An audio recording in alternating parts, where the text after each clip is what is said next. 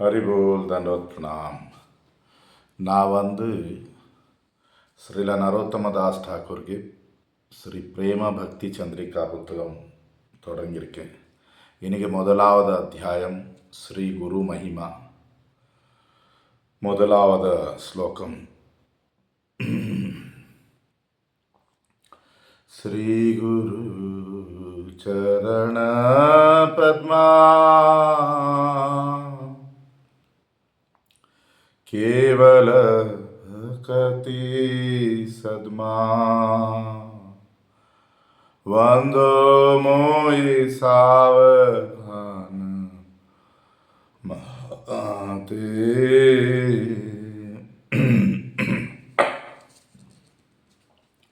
जहार प्रसादे भाई हे भव तरिया कृष्ण प्राप्ति होय जहाँ होते. மொழிபெயர்ப்பு. ஆத்மிக குருகே தாமரை பாதம் சுத்த பக்தி சேவை பிரேமத்துக்கு பொக்கிசம் போல இருக்கு. இப்போ அந்த தாமரை பாதம் நான் ரொம்ப கவனமாக வணங்கிட்டு இருக்கேன், நமஸ்காரம் பண்ணிட்டு இருக்கேன். இங்கே பாருங்க, அவர் இது சொல்லிவிட்டார். ஜாஹார பிரசாதி பாய். பாய்ச்சனா சகோதரா, யார் கருணை வச்சு ஓ சகோதரா. சகோதர யார்? மனசு. சிக்ஷா திருப்பி வந்தாச்சு. மனசு ரொம்ப மோசமானது. மனசு தான் மாயை சொல்லியிருக்கு. மனசுல தான் நான், எனக்கு உள்ளது நான், அப்படி இந்த மாயை அங்கே தான் இருக்கு. இந்த மனசு தான் நமக்கு பகவான் கிட்ட கொண்டு போகும். அடுத்த இங்கே சொல்லிட்டு இருக்காரு, ஆத்மீக குருக்கு கருணை வச்சுதான் நம்ம இந்த பௌத்திக உலகம் தாண்டி போக முடியும். நமக்கு கிருஷ்ணர் கடிப்பாங்க சொல்லி. இது மொழிபெயர்ப்பு. இப்போ நம்ம முழு முதல் கடவுளுக்கு கருணை இருந்தால் சரி, பக்தி சேவை இருந்தால் சரி, ஒரு ஆத்மீக குருக்கு தாமரை பாதம் சரண் எடுக்காம முடியாது. அப்போ அந்த பக்தி சேவை சொல்லி அந்த இதில் நம்ம பக்தி பண்ணணும் ஆசை இருந்தால் முதல்ல ஆத்மீக குருக்கு சரண் எடுக்கணும். இங்கே சில நரோத்தம் தாஸ் டாக்கூர் இந்த புத்தகம் எழுதும்போது கூட முதல்ல தன் குருகே பிரார்த்தனை பண்ணிட்டு இருக்காரு. ஸ்ரீ குரு கிட்ட எல்லா விதமான ஆத்மீக ஐஸ்வர்யம், ஆத்மீக அறிவு, ஆத்மீக பிரேமம், எல்லா ஆத்மீகம் ஒரு பொக்கிஷம் போல இருக்காங்க. இப்போ இங்கே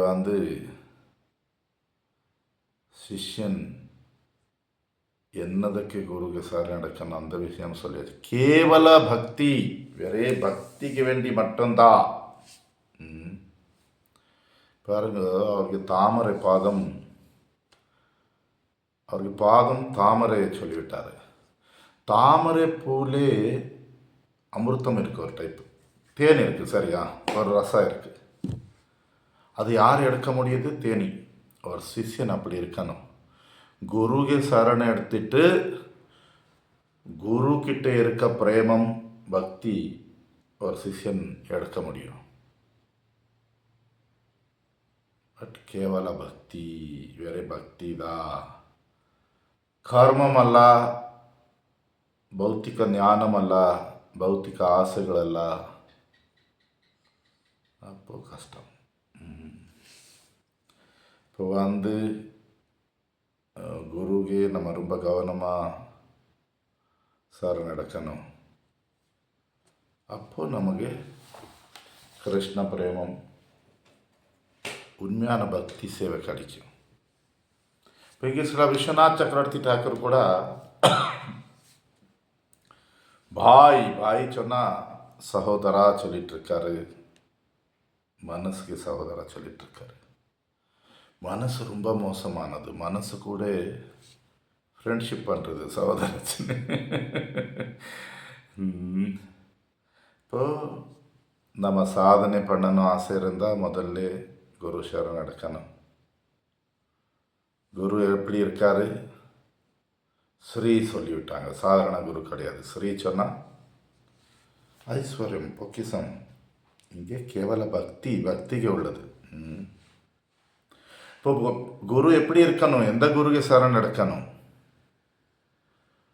என்னதுக்கு குரு சரண் எடுக்கணும்? மங்களமான பக்தி சேவை பிரேமம் கிடைக்கிறதுக்கு வேண்டி.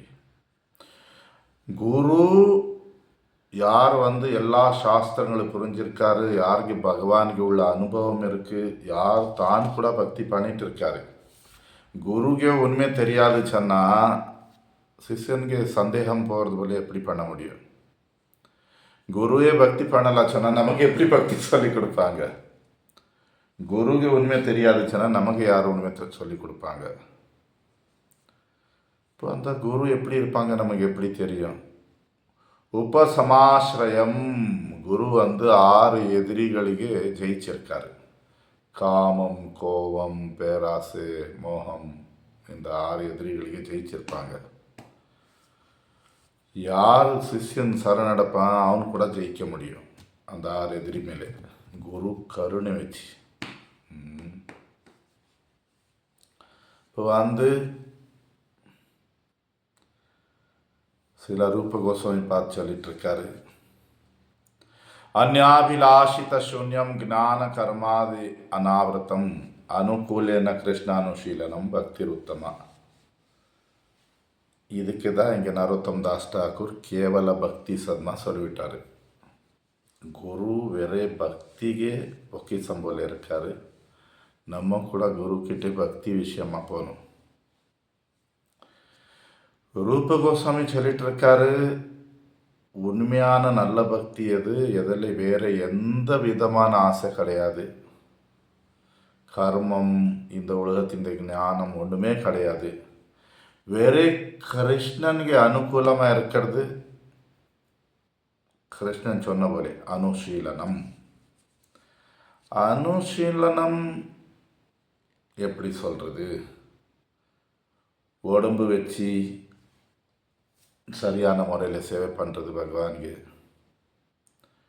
பகவானுக்கு புகழ்ச்சி பண்ணுறது, பகவான் நாமம் பண்ணுறது, பகவானுக்கு தியானம் பண்ணுறது, பகவான் லீலைகளை தியானம் பண்ணுறது, இதெல்லாம் அனுசீலனத்து வரும். அதே போல கொஞ்சம் பண்ணக்கூடாத விஷயங்கள்,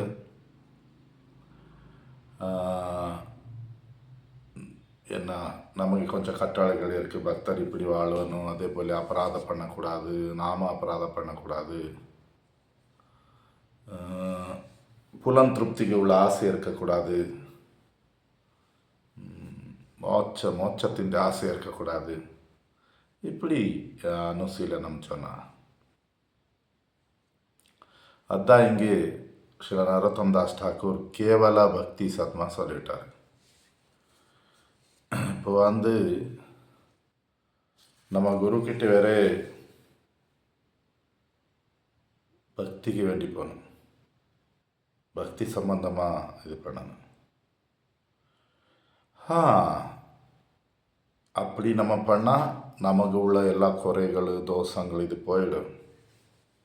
நமக்கு பகவான் பிரேமம் கிடைக்கும், பகவான்கிட்ட போக முடியும். யாருக்கு குரு தாமரை பாதத்தில் நம்பிக்கை இல்லை, யார் நன்றி இல்லாமல் இருக்கான் குருக்கு, அங்கே அபராதம் பண்ணி அபராதத்தின் ஒரு விதை வந்துடும். அப்போ அந்த பக்தி நிறைவாட்டி இறந்து போயிடும். இல்லை அங்கே ரசனை இல்லாத போல ஆகிடும், ட்ரை சொல்லுவோம். அப்படி அதுக்கு வேண்டி தான் நரோத்தம தாஸ் டாக்கூர் சொல்லிட்டு இருக்காரு, வந்தோமொய் சாவதானமத்தை. நான் ரொம்ப கவனமாக குருக்கு நமஸ்காரம் பண்ணிட்டு இருக்கேன். ஒரு சிஷ்யன் ரொம்ப கவனமாக குருக்கு சேவை பண்ணணும். அப்போ அவனுக்கு எல்லா ஆத்மீக ஆசைகளும் நிறைவேறும். ரூப கோஸ்வாமி சொல்லிட்டு இருக்காரு, விஸ்ரம்பேன குரு சேவா. குருகே நிரந்தரமாக சேவை பண்ணணும். குரு யாரு தெரிஞ்சிட்டு சேவை பண்ணணும். குரு யாரு? பகவான் ஸ்ரீ கிருஷ்ணர் உத்தவருக்கு சொல்லிட்டு இருக்காரு. ஸ்ரீமத் பாகவதம் 11வது காண்டம் 17வது ஸ்லோகம் 17வது அத்தியாயம் 27வது ஸ்லோகம். ஆச்சாரியம் மாம் விஜானியன் நாவமானியத கரிச்சித் ந மர்த்திய புத்தியா சுவேத சர்வதேவமயோ குரு. இந்த ஆச்சாரியன் நானுதான்,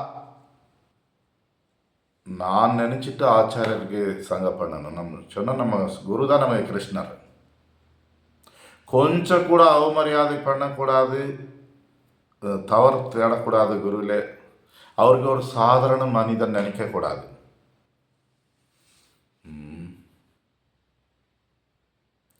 எல்லா தேவதைகளும் அந்த குருவில் இருக்காங்க.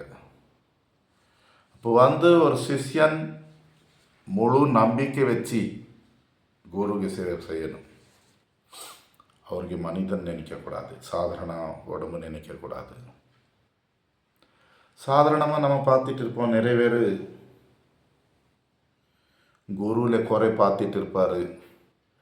நிறைய பேர் குரு சொன்னது வாழ்க்கையிலே பண்ண மாட்டாங்க, குரு அவக்கியா சொல்லுவோம். நிறைய பேர் குருக்கு சொல்லி நம்ம தமிழ்நாட்டில் இருக்காங்க, எல்லா இடத்துலையும் இருக்காங்க பெரிய பெரிய புத்திசாலி. குருக்கே சொல்லி கொடுக்க முயற்சி பண்ணான். நிறைய பேர் தானும் குருக்கு கூடுதல் தெரிஞ்சவனும் இல்லாத. ரொம்ப கஷ்டம் கஷ்டம் கஷ்டம். பாருங்க, நிறைய வாட்டி நம்ம குரு சேவையில் இருக்கோம். நிறைய வருஷமாக நம்ம மனசு, உடம்பு, சப்தம், பேச்சு வச்சு நம்ம சேவை செய்துட்டு இருக்கோம். அப்போது கூட நம்ம அபராதம் பண்ணிட்டு இருக்கோம். நம்ம பக்தி வளர்ச்சி ஆகாமல் இருக்குது. காரணம் என்ன? குரு சேவை சரியான முறையில் குரு சேவை பண்ணலாம். அதுக்கு வேண்டிதான் நரோத்தம் தாஸ் டாக்கூர் சொல்லிட்டு இருக்காரு, வந்தோமொய் சாவதான மத்தி. இப்போ சில கட்டளைகள் சொல்லியிருக்கு சாஸ்திரத்தில், குரு சேவை எப்படி பண்ணுறது. பழைய காலத்தில் இப்படி வாஷ்ரூம் பாத்ரூம் எல்லாம் கூட இருக்காது, தண்ணி எங்கே கொஞ்சம் தூரம் இருக்கும். அப்போது ஒரு சிஷ்யன் குருகே குளிக்கிறதுக்கு வேண்டி தண்ணி கொண்டு வரணும், குருகே பாதம் கழுவணும், மசாஜ் பண்ணணும், பாதம் உடம்பு கூட இது பண்ணணும், குருಗೆ குளிப்பிச்சு கொடுக்கணும், குருಗೆ சந்தனம் போடுறது உடம்புலே, அவருக்கு ட்ரெஸ் போட்டு கொடுக்கறது, அவருக்கு ட்ரெஸ்ஸு கழுவுது, அது இப்போ பண்ணலாமே. அதே போல் நம்ம உட்கார்ந்துருந்தால் குரு வந்தால் நம்ம இளம்பிடணும், அவருக்கு நமஸ்காரம் பண்ணணும், தண்டவத்து. புருஷர் தண்டவத்து, பெண்களை பஞ்சாங்கம் என்ன. அதே போல் குருகே என்ன பொருள்கள் தேவை இருக்குது சொன்னால், அவர் டெய்லி பூஜை பண்ணிகிட்டு இருந்தால் அதுக்கு துளசி இலை, பூ கொண்டு வருது. நம்ம டெய்லி பகவானுக்கு பிரசாதம் ஆஃபர் பண்ணும்போது அதுக்கப்புறம் குருக்கு ஆஃபர் பண்ணி அப்புறம் சாப்பிடுது.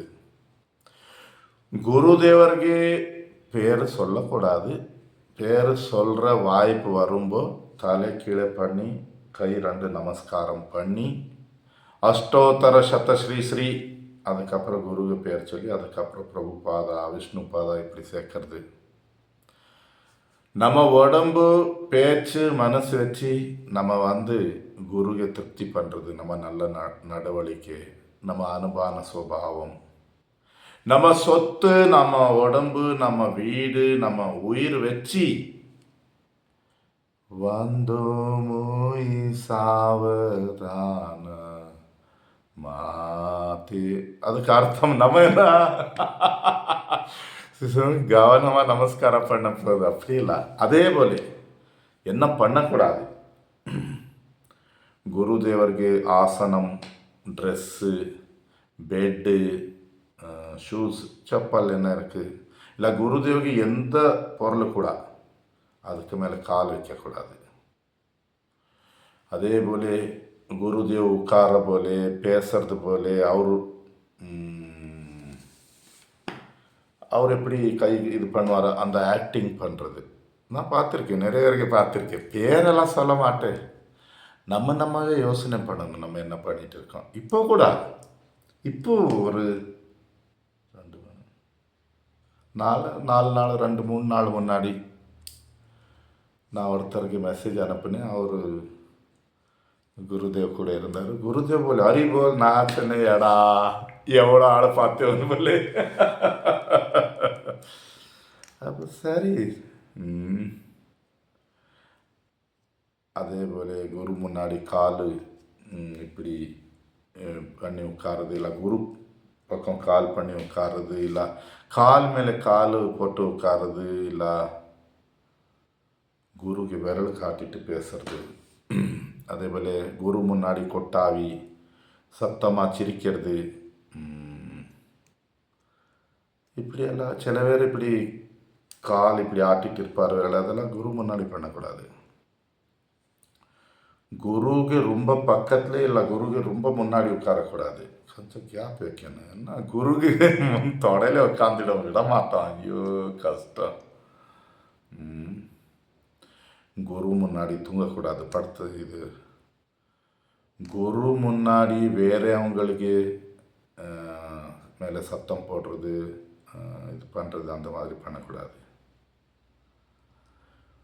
குரு கிட்ட யாருமே பேச வரும்போது நம்ம அதுக்கு பதில் கொடுக்கறது, குரு நமக்கு சொல்லாமல் நம்ம அங்கே ஏதோ சாஸ்திரம் பேசுறது, இதெல்லாம் பண்ணக்கூடாது.